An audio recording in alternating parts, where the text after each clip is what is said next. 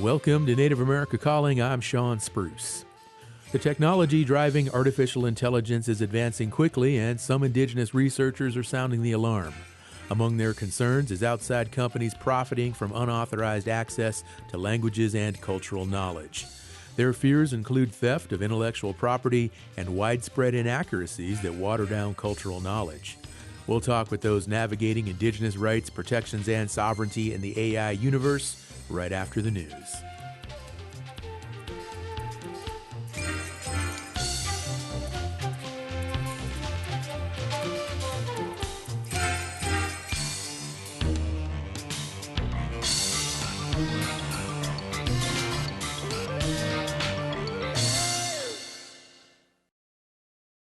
This is National Native News. I'm Antonia Gonzalez. Members of New Mexico's congressional delegation and Pueblo leaders held a press conference in Albuquerque last week to urge Department of Interior Secretary Doug Burgum to visit Chaco Culture National Historical Park in the state and to continue protections from oil and gas drilling. KUNM's Jeanette Didios has more.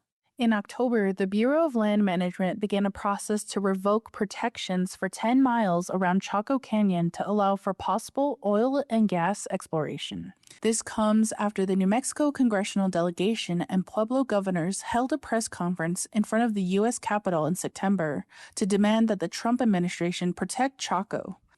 Governor of the Picaris Pueblo, Craig Quincello, spoke on the cultural significance of Chaco. Our ancestors lived there, prayed there, studied the stars there, and carried teachings outward into our modern Pueblo communities. Our ties to Chaco live in our songs, our ceremonies, our pilgrimages, and our ancient roads and shrines that stretch far beyond the park itself.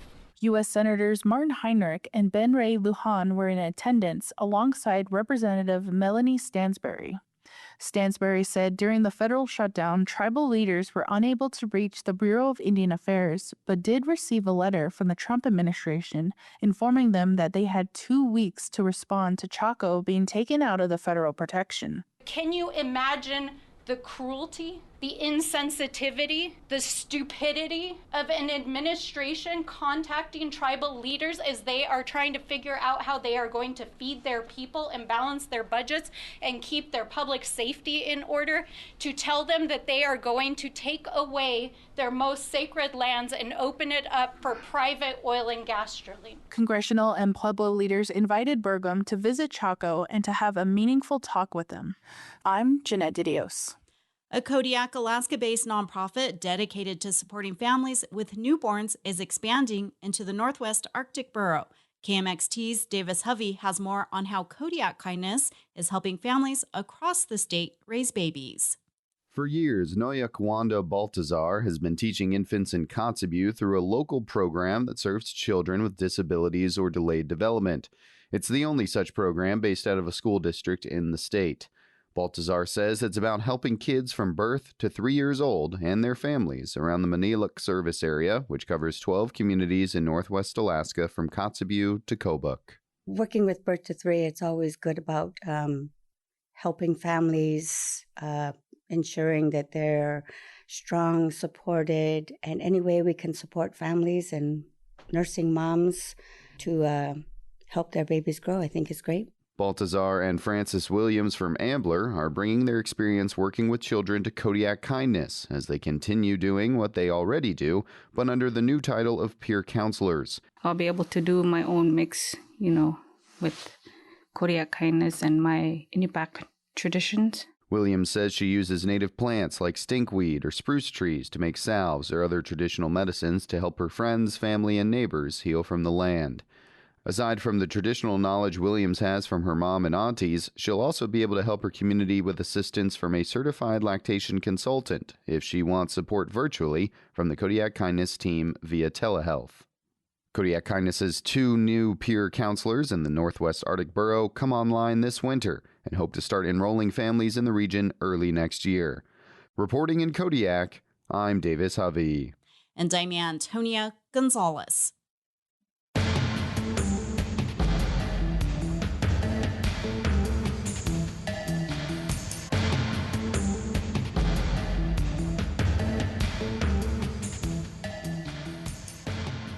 National Native News is produced by Koahnic Broadcast Corporation with funding by the Corporation for Public Broadcasting. Now more than ever, the supporters of this and all Native Voice One programs deserve a little extra love. Learn more about all our public radio underwriters and web-based sponsors at koahnic.org/sponsors-spotlight. Skugtash.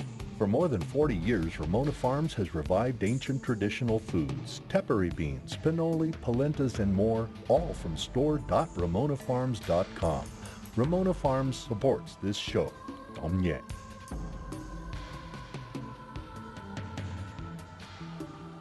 Native Voice One, the Native American Radio Network.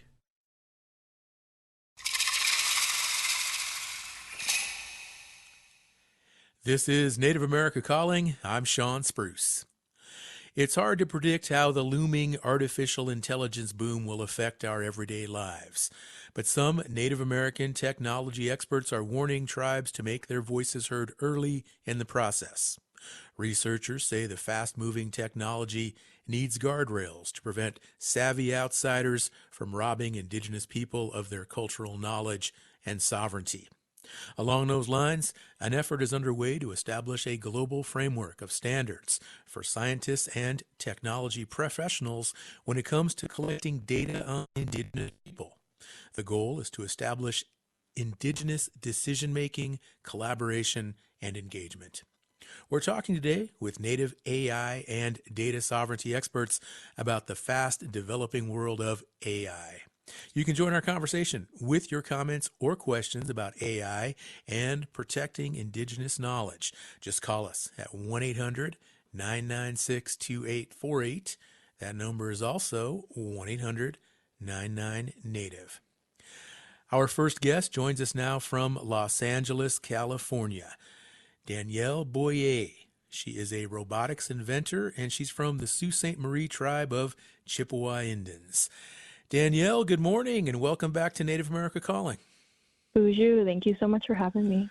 Bonjour. Now, you've talked on our show before about robots you create that use AI with your native language. Apart from the technical hurdles, what ethical considerations came up when combining AI with your language? Yeah, so I created a robot called the Scobot, and it's a robot that you can talk back and forth to in Anishinaabe. So basically, if I say hello to it, it'll say Bonjour back to me and then provide more context as to why I'm saying Bonjour. What it does is it plays like children's recordings. So I talk to it in my voice, it recognizes my speech, and that's like the AI component is recognizing my voice.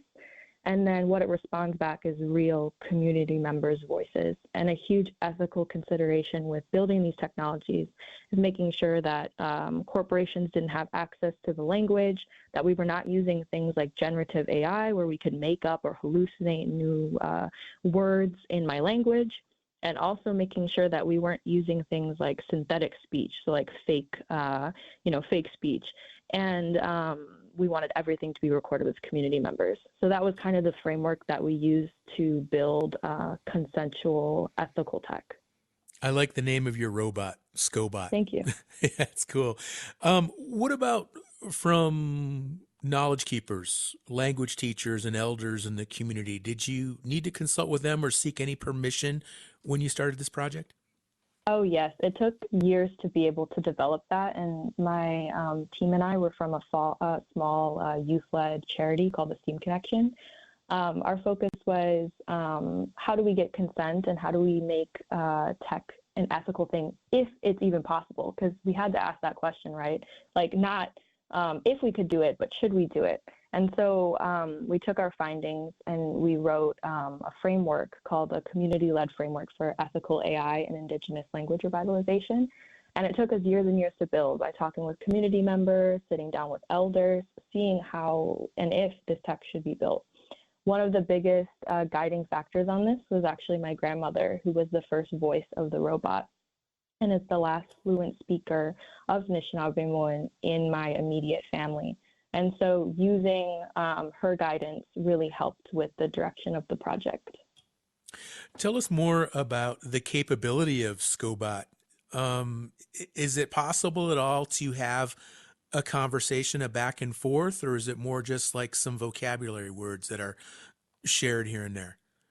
You can have a limited back and forth. So it's listening to what you're saying. It can respond back to that. But since everything is pre-recorded and not like generated online, it's not like ChatGPT where you're going to have like a really like engaging conversation.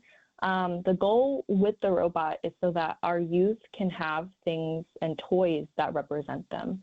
I think that that's really important, that our youth see themselves in these technologies because they do exist, and it's important that they're made for us, by us.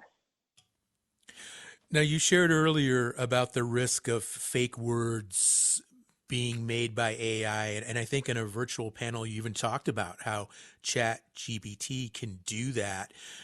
What does that say to us about the dangers of AI?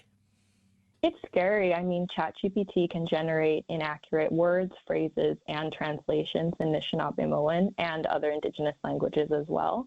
And that's because the way that these tools are trained, these LLMs, are through data scraping the web. So basically, they'll just pull a lot of information from the internet without regard for accuracy or community consent and just kind of output that into what you get into ChatGPT.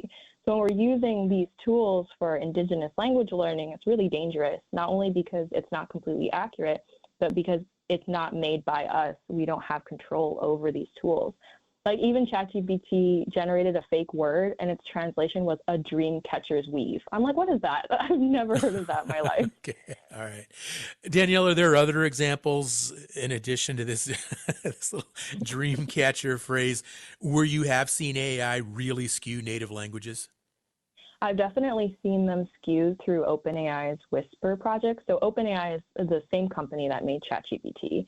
And they did the same type of thing, which is data scraping from the internet, just stealing stuff online without, consent. And it was an actual language tool, and the language models were completely inaccurate. So they weren't working. They were super wrong, and the communities were really upset that they took the language resources from. And so when we build tools like these, it's so important that we have consent and that things are built with intention and with ethics. Right, Danielle. And I think where a lot of listeners right now might be really struggling a little bit, though, is how fast AI is taking hold and how much money and how much power and influence is behind the movement. So I need to ask you, I mean, what are you and others able to do to make sure that some of these tech companies, multi-billion-dollar, in some case trillion-dollar companies, hear these concerns? I think it's important for our communities to have self-determination within artificial intelligence and to be able to decide what we want to happen to our communities on our own terms. And with that requires education about how these resources are working, how AI is affecting us, impacting us, everything from data centers to how we can utilize it for good if our communities want to. And I think that it's important that we have the resources to be able to stand up for ourselves. So that's a combination of having the law resources as well as the technical resources to be able to fight for the change that we want to see. And it's important that the solutions that we do implement into our communities are with great pause and that we move slowly and with great care. Danielle, in addition to language, what about other aspects of our cultural knowledge, stories, history, even skills and abilities that we might pass down from generation to generation, the ability to make crafts or know how to hunt or live sustainably? Does AI pose risks to those factors as well? It definitely does. And something that my community was very intentional about is that we didn't want generative AI or AI in general to touch indigenous languages. So we wanted to use AI for the functionality of the tools, so like being able to respond to vocal prompts or interact with a robot, but the language itself is captured in voice recordings, and it's not something that could ever turn into, we could hallucinate things out of it, there could be inaccuracies. There is no potential for inaccuracies in this way. And so, yeah, that was definitely a fear of ours. Danielle, you've had a lot of exposure. You have been on Good Morning America. You have been on NBC television. you're just doing great. I really admire all of your effort. And I'm curious to know, what is the biggest misconception that people have, maybe Native people have, with regards to AI? And when you go out and you do presentations, what's like the one thing people just don't quite understand yet or get about AI?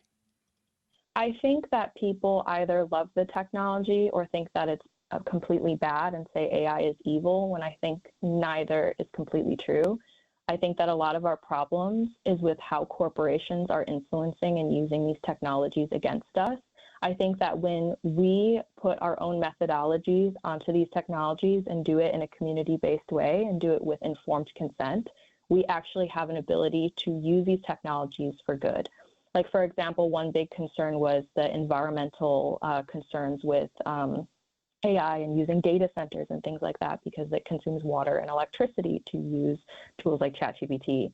My robot doesn't do anything like that. It's all run locally on a computer. And so, yeah, taking into consideration things like that, and that there are ways to do these things ethically and ways to improve our communities. You talk about the huge, enormous need for power to run these AI systems, and everywhere practically now in the United States, we're seeing data centers pop up. And you mentioned the concerns about data centers or technology companies approaching tribal lands to set up data centers. What does a tribe need to be mindful of if they get approached by a company interested in building a data center? Yeah, I've been having a lot of communities reach out saying that they are being approached for like ideas to build data centers on tribal lands. And that gives me a lot of pause, because we've seen ways that companies have come into our communities and taken advantage of us at every single level, not only from the actual construction of the projects, but the way that they manage wastewater after building the projects. Seeing these things make me take a lot of pause about the community's intentions, because they haven't shown that they've cared about us before. I don't know why they would now, except now that they can profit off of us. So for me, I want our community not ever to say necessarily no to things, but to take a lot of pause onto the intentionalities of these companies and to look at what mutual benefit that there could be with these projects, and to understand that the money might not be worth it. Thank you, Danielle. We're going to take a short break. We're going to come back, continue our conversation. We have more guests on the show today, so stay with us. And if you'd like to join the conversation, give us a call, 1-800-99-NATIVE.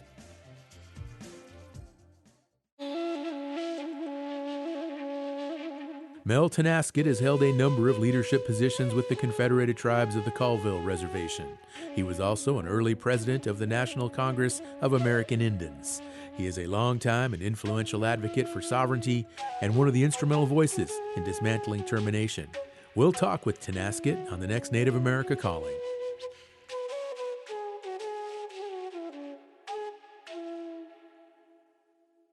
The Indian Arts and Crafts Act protects authentic American Indian and Alaska Native artists and craftspeople and their art and craftwork. Under the Act, it is illegal to market art or craftwork misrepresented as American Indian, Indian, Native American, or Alaska Native made, or as the product of a particular Indian tribe. Reporting potential Act violations can be done at doi.gov/IACB or at 1-888-ART-FAKE. Support provided by Indian Arts and Crafts Board.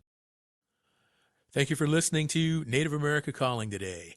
AI technology is developing fast and is already used in native language revitalization efforts, but experts are reminding culture keepers about potential dangers of losing control of their languages to AI.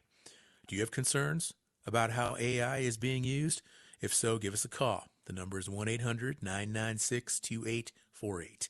That's 1-800-996-2848. Our next guest joins us from Seattle, Washington, Michael Runningwolf. He is a community leader in AI research, and he is Lakota and Cheyenne. Michael, good morning, and welcome back to our show. Yeah, thanks for welcoming me back. Absolutely. Now, we heard from Danielle earlier. What warnings do you have with regard to native language experts possibly partnering with tech companies or outside AI experts? I think it's important to note that ChatGPT and other large language model AI have a basic algorithmic problem with our languages. They can't understand them, so these solutions may not be appropriate. And in addition to the fundamental research that I've been doing to allow indigenous language models, I've also been working on how we can gain agency over machine learning, like owning the hardware, the talent, and the data. But it's kind of a big ask, and a big ask for communities. For example, you can't eat a buffalo in one bite. And so what I'm proposing is that we start nibbling on the toes of AI. Michael, how transparent are the sources that AI draws from? Because I think most of us, whether we realize it or not, we're probably using AI in some capacity or another. Is it possible to find out where this information that we are presented with, where it comes from? Yeah, we know. So I work in these large, tech corporations before in my prior life. It comes from the internet. And every post you've put on Twitter or X, whatever it's called, your Snapchats, Facebook posts, blogs, even this radio, if it's available as a download, is being scraped by large tech companies. And there's this huge data set that's being maintained. It's like 50 terabytes of data, and it's a continuous scraping of the entire internet. And it's called the Common Crawl data set. It's huge. It's the whole internet. I think is actually 75 terabytes or something.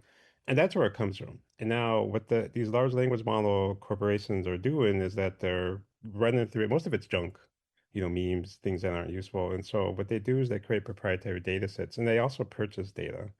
Unfortunately, they're buying our data too. Like IHS has been caught selling their data. Universities who have our data have been purchasing or contributing, and so we know it's everything. It's more a question of what don't they have, and what they don't have is our tribal languages, because it's like I mentioned earlier, it's an algorithmic problem, and they can't understand our languages quite yet. As Daniel was kind of talking about how ChatGPT goes wrong.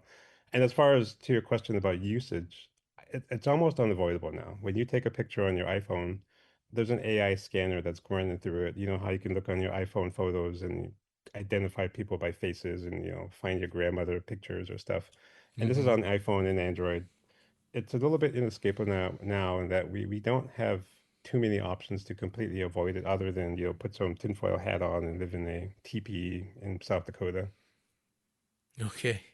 Now, you mentioned that AI, it can't figure out native languages right now. What is the possibility, though, in the future that it will be able to do that because it's growing so fast? And what are the hurdles that it's facing? What does it need going forward so that it can figure out native languages? Unfortunately, or actually, I'll tell you, because of my research, 100% indigenous language models will exist. But we're not going to give it away, to the point of data sovereignty. So I'm part of this research group. I'm a co-founder called First Languages AI Reality, and we're working on building fundamental research into language models to enable our languages for the explicit objective of language reclamation. And the technical challenge we're trying to solve is second language acquisition. You're a member of your community and you want to speak your own language. What kind of tools will facilitate this? And we're not trying to replace teachers. We're just trying to produce technology that facilitates in-class learning. For example, like unfortunately for most of our tribes, 70% of Native American languages are nearly extinct or about ready to go to sleep. And what we need is help, but we don't have enough speakers. That's the best way to learn. So that's where the AI steps in. And so, but that's our explicit goal. All the data stays with the community. We have contracts we have 4 community partners. We're looking to expand, and all the data stays with the community. All the AI and derivatives from their data is owned by the community. But the only thing we will open source, of course, is the code, and making sure to explicitly remove any codification of our partner community languages. And I think we're trying to show in North Star. It's going to happen eventually, unfortunately. My position is that we need to do it. We need to own the means and have the talent base and benefit from our own data and languages, not outsiders. And in order to make that happen, tribes need to be very proactive. They need to be working right now, correct? I think they need two things. As Daniel said, we should be very skeptical. Don't just accept the free, quote unquote, help of a large tech company or universities. Who's our worst data theft? It's universities. A lot of our data is locked up in university hands, and they're not being. We don't have access to it. And it's a small problem that all of us are facing. Like we have a lot of data sitting in private repositories. The big tech is a big boogeyman, but the real problem is on the ground with local state universities taking ownership for our data. And so what I think we need to do is own the vertical. It's a very tech bro thing to say, I'm sorry, but we need to own the technology and the facilities to do our own research. And to Danielle's point, let's not build a hyperscale, 1 million GPU server. Let's own small clusters that the community can use to do local research. And not all of it is language. And in that way, we can then build, talent base and then build economies locally. Now, there are a couple of indigenous AI and data sovereignty groups that are doing similar work to promote native language, knowledge, data safeguards. Do you see the work of these groups making effective strides forward with regard to what we're talking about and some of these safeguards you've already mentioned? Yes. I think about 5 years ago, in 2018, 2019, indigenous data sovereignty was barely an idea. It was an idea in New Zealand. The Maori are usually the leaders in this space, and technology and ideology and proper protocol. And I barely heard of this concept within industry. Today, because of acts like people like myself, Danielle, Dr. Christo Sosi, and Peter Lucas, who was on the Time cover, by the way, he was a Maori researcher. It's making a difference. Like recently, I heard an anecdote where in Mexico, this research group being funded by an American foundation didn't get the grant because they didn't have strong indigenous data sovereignty built into the research, and they were going to research Mayan, and the communities wanted to retain the data because it's their right. But the university partner said, no, this is our data. And the foundation put their hands down, put their foot down and said, we can't allow this grant to go forward because we need to respect indigenous data sovereignty. And I think it is having an impact. It's changing the course. It's slow, and we're kind of pushing very gently against the giant, but I think we are having an impact upon the environment. Michael, you mentioned that everybody talks about the big companies, the big tech companies, but in many situations, it's these smaller universities that are actually the ones that are obtaining the data that we safeguard so importantly. When you have conversations with these groups, either smaller universities or perhaps you have met with some of these large tech companies and you voice these concerns, do they get it? Do they understand why you and other Native people are so concerned and what the history that we face is with regard to this type of challenge? Yeah, I think from a big tech perspective, I can't say because I have an NDA, but I work with a large corporation whose phone you may have in your pocket right now. And they were about ready to engage in a large scale North American language research project. And I pointedly said, hey, you guys have stolen Lakota data in your data sets that you're publishing publicly. And you also have stolen Maori data. I know for a fact, and I gave them links. How are you going to redress this and build trust amongst the communities when you engage in this research? As a result, that research project was shut down, or they're doing it secretly without me. With the universities, it's harder because you're dealing with entrenched, very colonial mindset where knowledge and wisdom of the academy is the focal point, and they just see our data as their fundamental right, and that's much harder to work with. There are obviously not all universities are like this. I used to work with Northeastern University, based in Boston, and they have a very enlightened view. A lot of Canadian institutions, because of government policy in Canada, also have this view. But it's really the entrenched academians who are the worst, at least in my opinion. Okay. Well, you just said, they can talk to you, but then you never know. There's always this risk that they could just continue the work secretly without your knowledge, without our knowledge. Do you have examples of that, Michael, where you've said things and people say we're okay, and they just go ahead and do it anyway? I'm sorry.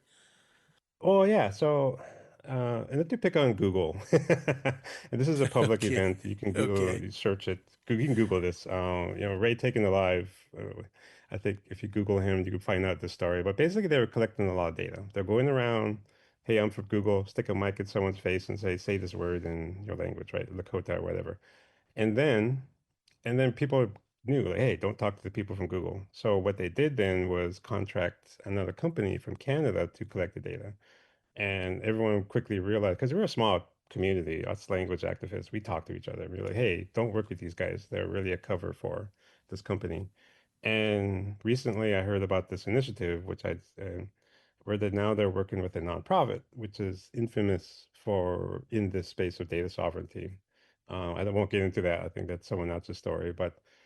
And you can see how they really want this data because it's valuable and it makes the large language models more effective. What I mean by that is if you train a large language model that understands only English, but you include indigenous languages in it, like the AI model Whisper and Gemini and all these other systems, if you include indigenous data in the data set, they speak English better. And why is that? Like obviously if you speak multiple languages, you understand every language better. And there's some phenomena within these large language models that if you see other outside languages, it makes it better. And so there's a value in that because it's a game of optimization with these companies. Like whoever has the best model wins, right? It's an arms race, and we're kind of caught as collateral. Oh, geez. Okay, I get it now, though. I get it. This is really helpful, Michael, the way you explain it. Thank you. 1-800-99-NATIVE. That is the number for anyone who would like to join this conversation.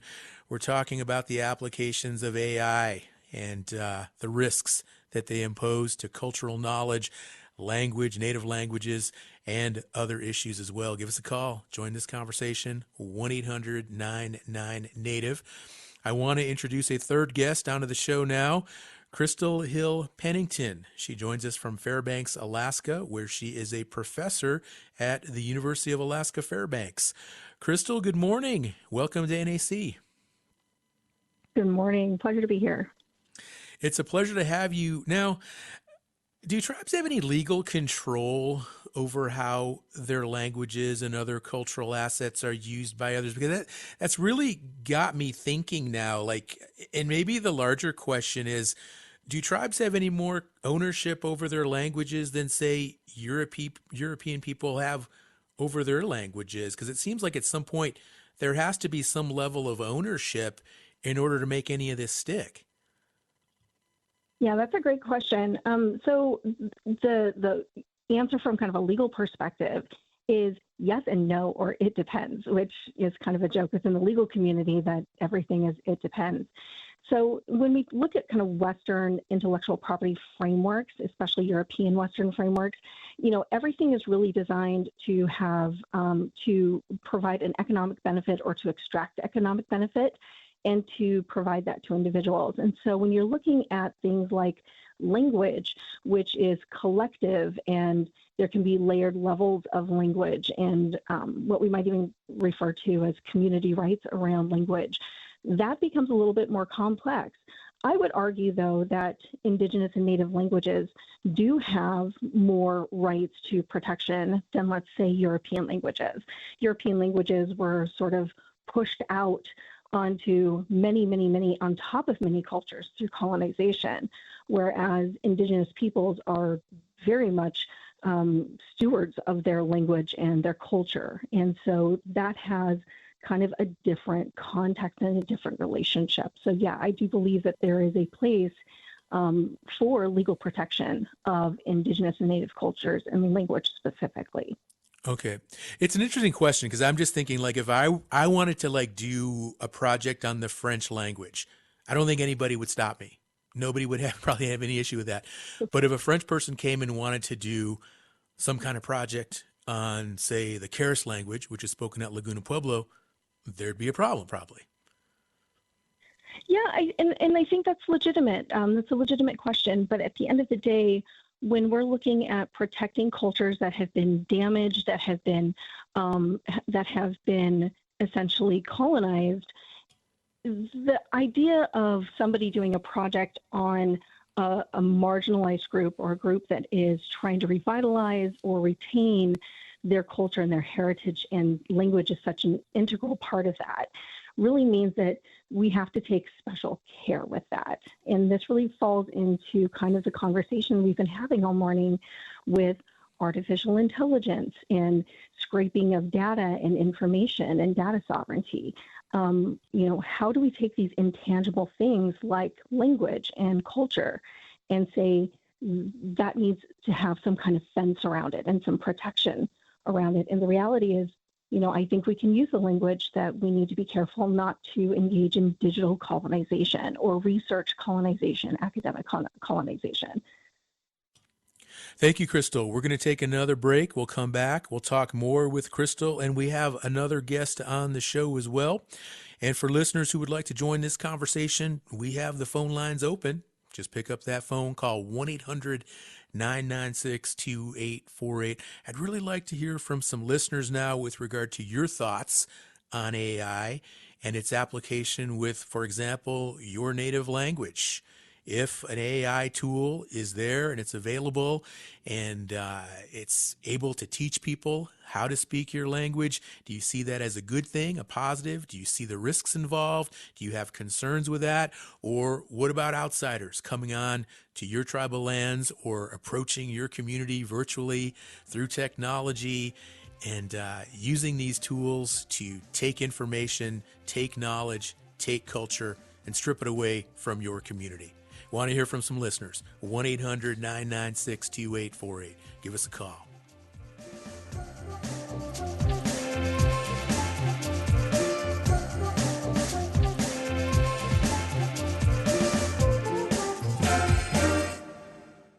Support from Clarkson Potter, publisher of Turtle Island, Foods and Traditions of the Indigenous Peoples of North America by Native American chef Sean Sherman. With ancestral and modern recipes, this cookbook showcases diverse foodways of the continent's regions.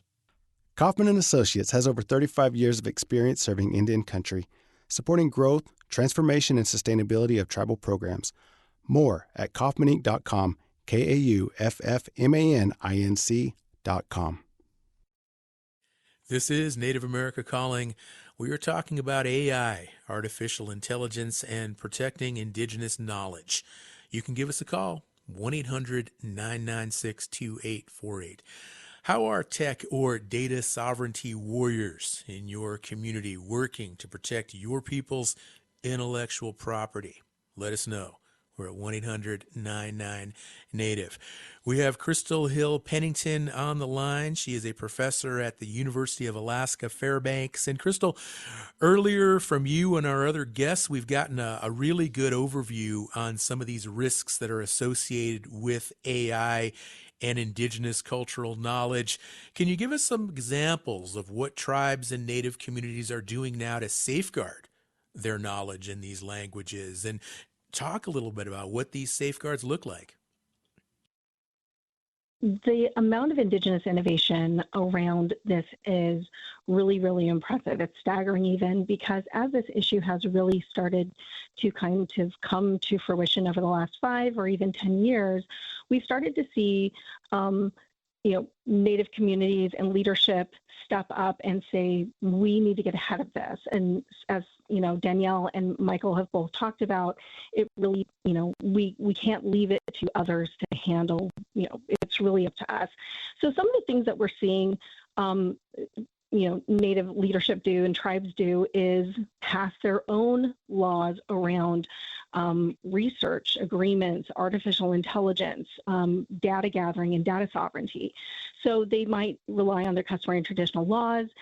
They might build out their own internal codes. Oftentimes, they might put out information about protocols in consultation. And I always, advocate for protocols over consultation. But in ways to help others understand what the appropriate and ethical approach is to working with Native data and information. So something that I don't think we talk enough about is the concept of full faith and credit, which is, if a sovereign has a law or, rules or court orders in particular, that is oftentimes enforced through full faith and credit in another sovereign's territory.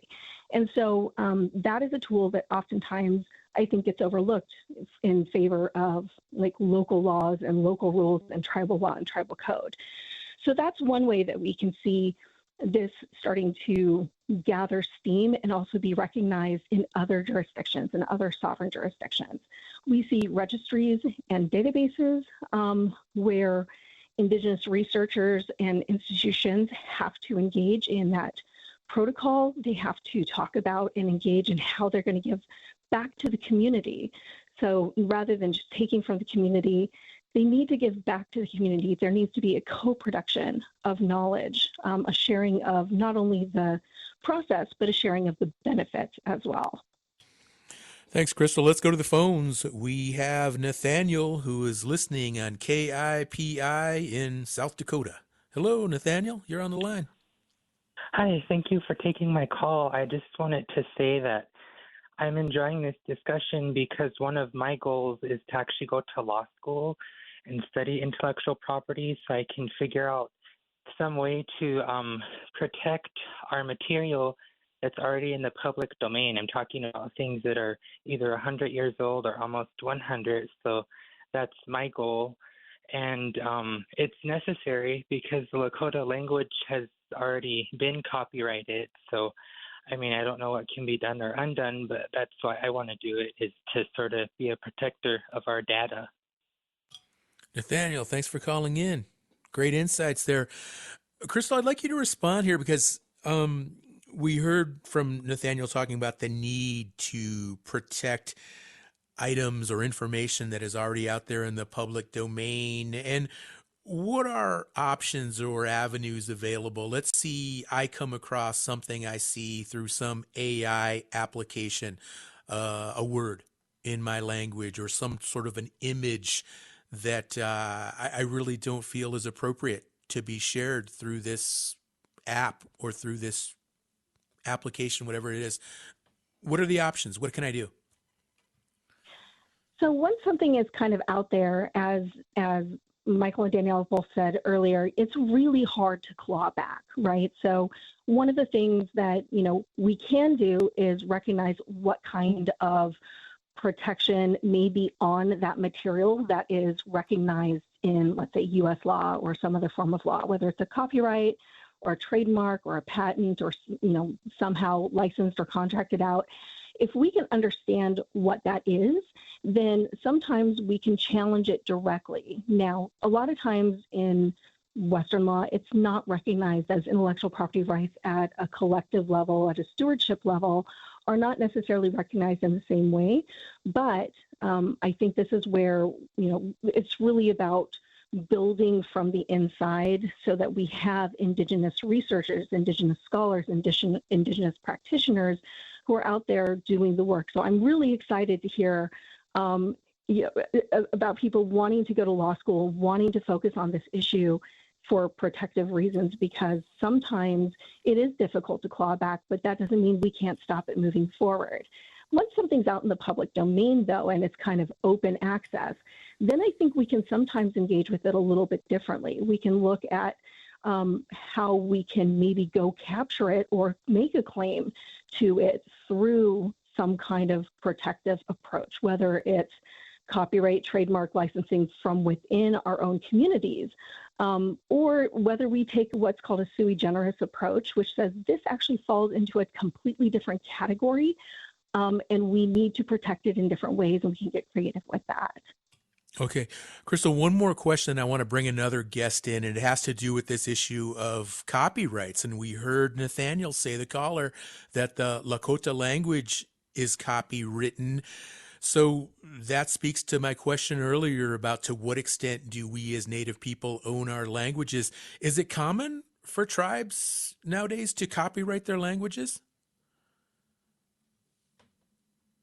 But one of the challenges with copyright is it has to be, at least in U.S. law, is it has to be like novel.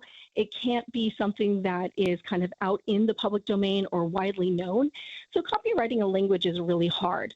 But the way that a lot of times that is kind of ways around that is through, unfortunately, as Michael, aptly, put out criticism, is we have researchers who will go out and create information and books and manuscripts and dissertations or thesaurus and dictionaries of a language and copyright it through that methodology. So if we can understand, how to do that before someone else does, that is a really, really beneficial approach. But once it's out there, I still think it can be challenged. I do. I think that there are ways to challenge it. We might have to get innovative and get creative.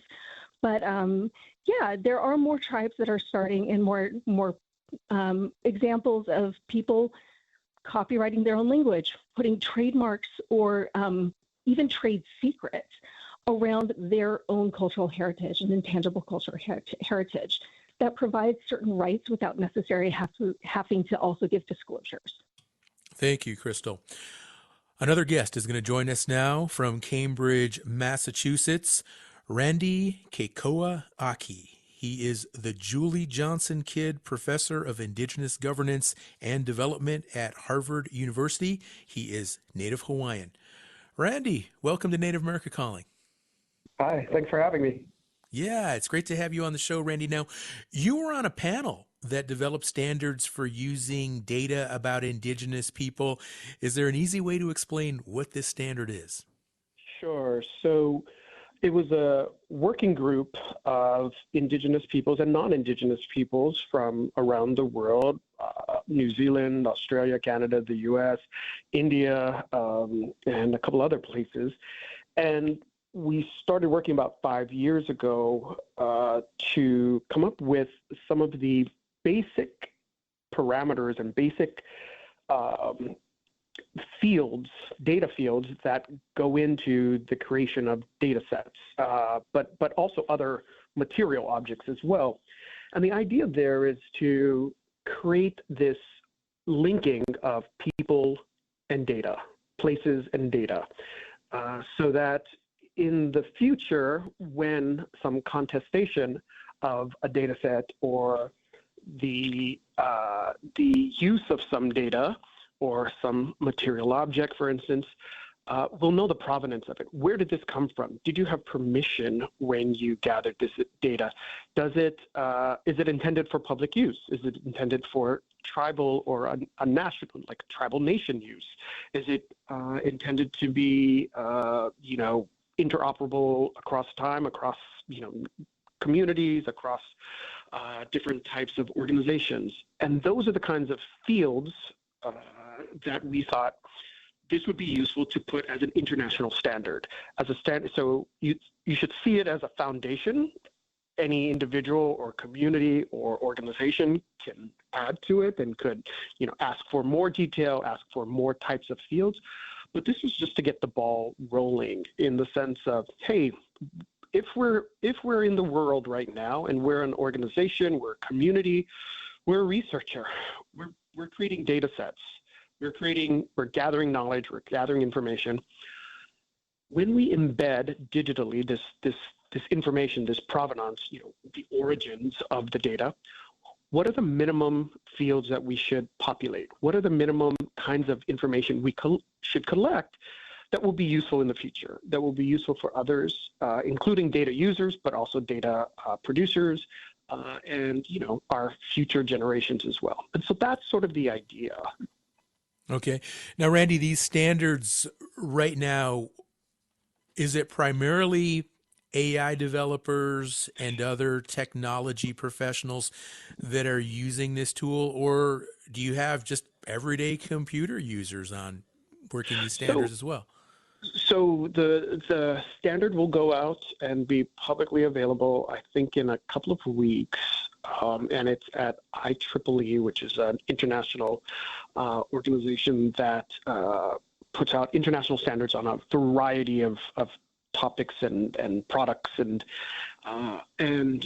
the idea is that it would be used by, again, anyone collecting and organizing and providing data related to, of, by, for, with Indigenous peoples.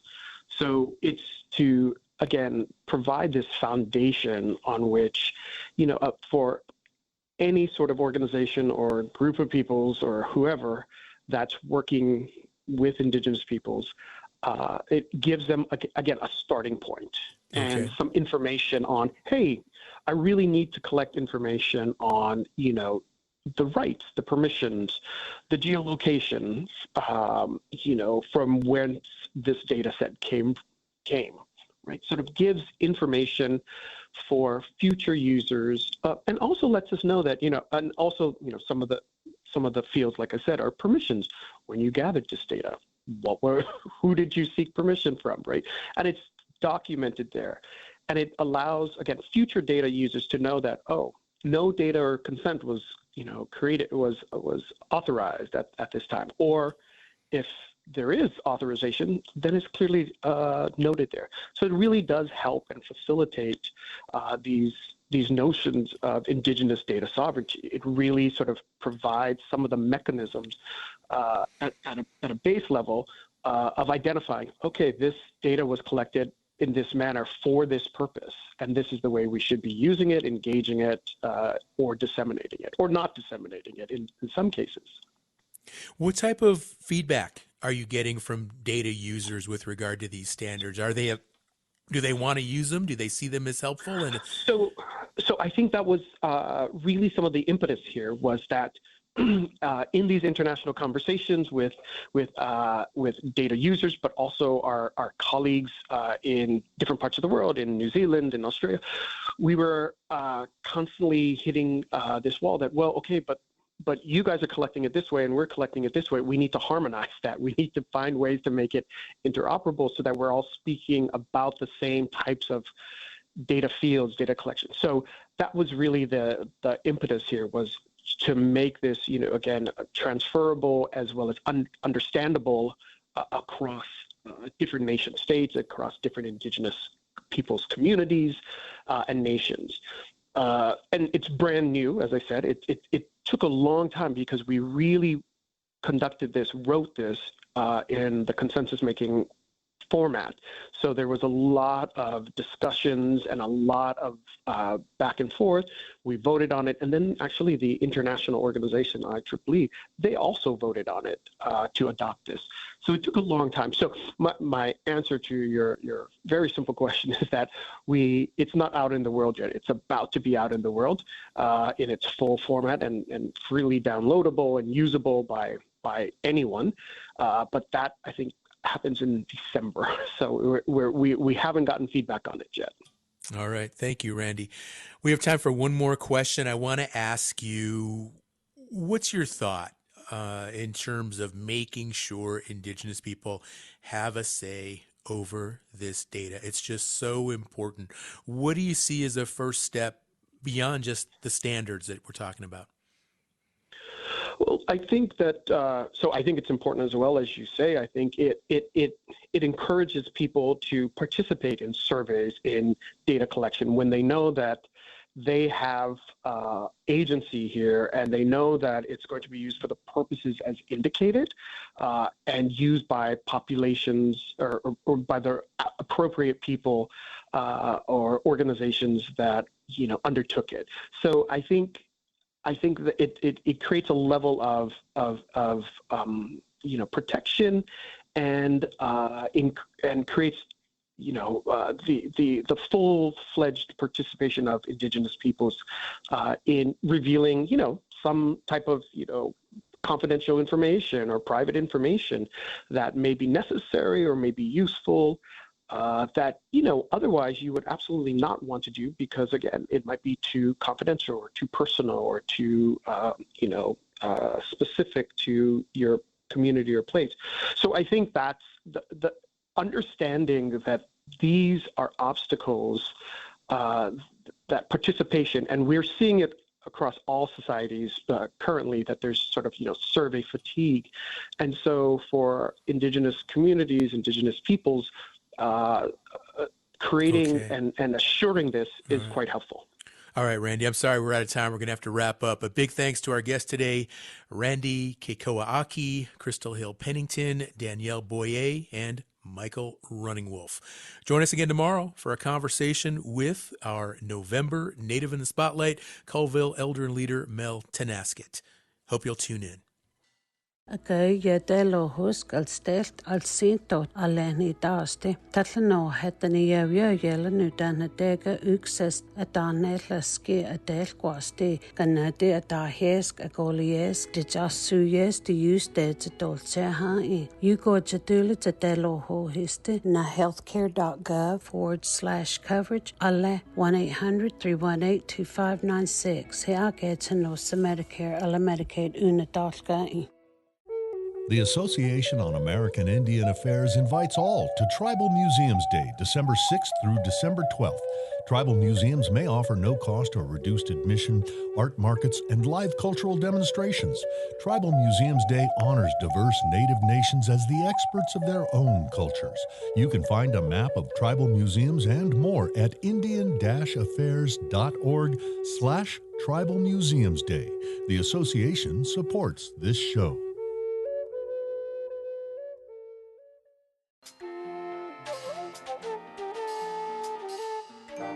Native America Calling is produced in the Annenberg National Native Voice Studios in Albuquerque, New Mexico by Koahnic Broadcast Corporation, a Native nonprofit media organization. Funding is provided by the Corporation for Public Broadcasting with support from the Public Radio Satellite Service. Music is by Brent Michael Davids. Native Voice One, the Native American Radio Network.